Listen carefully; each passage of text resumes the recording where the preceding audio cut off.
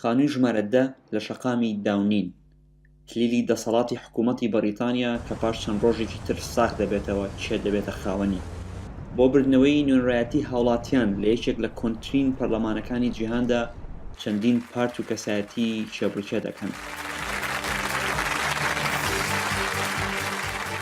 ئەوەی کە نوێ لەم هەڵبژاردنەدا نزیکشی دەنجی دوولایەنە سەرەکیەکەیە لە یەکترەوە. ئانا ئەو قەس هەڵبژاردنێک نێز قەت بریتانیا چەند نەبوویە.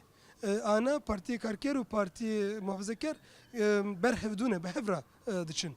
باوێری ئەوێک و پارتی محافزەکەر belki yani çar endametiye parlament zedetirci partiye karker bistine u belki ev bubun partiye mezin u hükümet ev ava bakın. Le partiye karker dibin o ev baverin ku belki ev çar yani penc endameti ji partiye muhafazakar zedetir bistinin.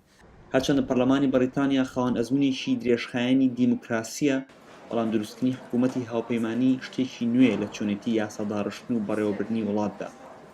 You could end up having the smaller parties having a much bigger say than they normally. لەوانەیە پارتە بچووکەکان ببنە خاوەنی دەسەڵاتێکی زیاتر لە قەبارەی خۆیان لە کاتێکدا کە هیچ یەک لە دوو پارتە گەورەکە ناتوانن ببنە خاوەنی زۆرینەی دەنگەکان.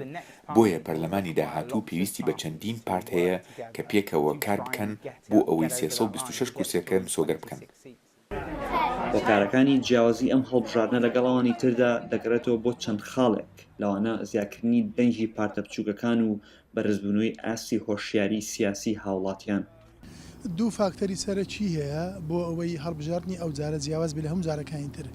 یەکەمیان پارتێکی تازە دروست بووە بە ناوی یوکیپ پارتی نەتەوەی یان نیشتیمانی بریتانی ئەوە بە ئاشکرا داوا دەکا بریتان لە یەکێتی ئەوروپا بکشێتەوە و دەرگا بەڕووی پەنابەران دابخاتن.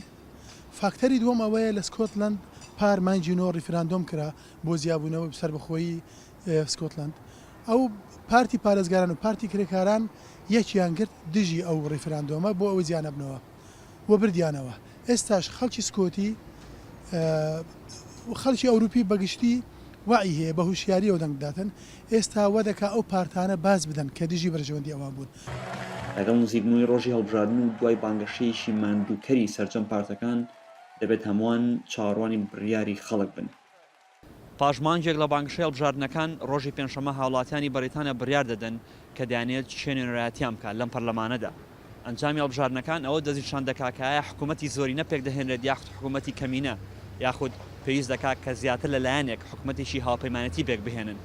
واگەر بێت و هیچ جانێک نەیتوانی ئەم حکوومەت پێک بهێنێت ئەوە هەڵبژاردنێکی نوێ پێش سەری ساڵ دووبارە دەکرێتەوە. ئەمەش ئەوە گەرەیە کە هیچ کەس و لایەنێک نایەوێت بیبینێت. سەرنگ حارس زێنارتی لەندەن.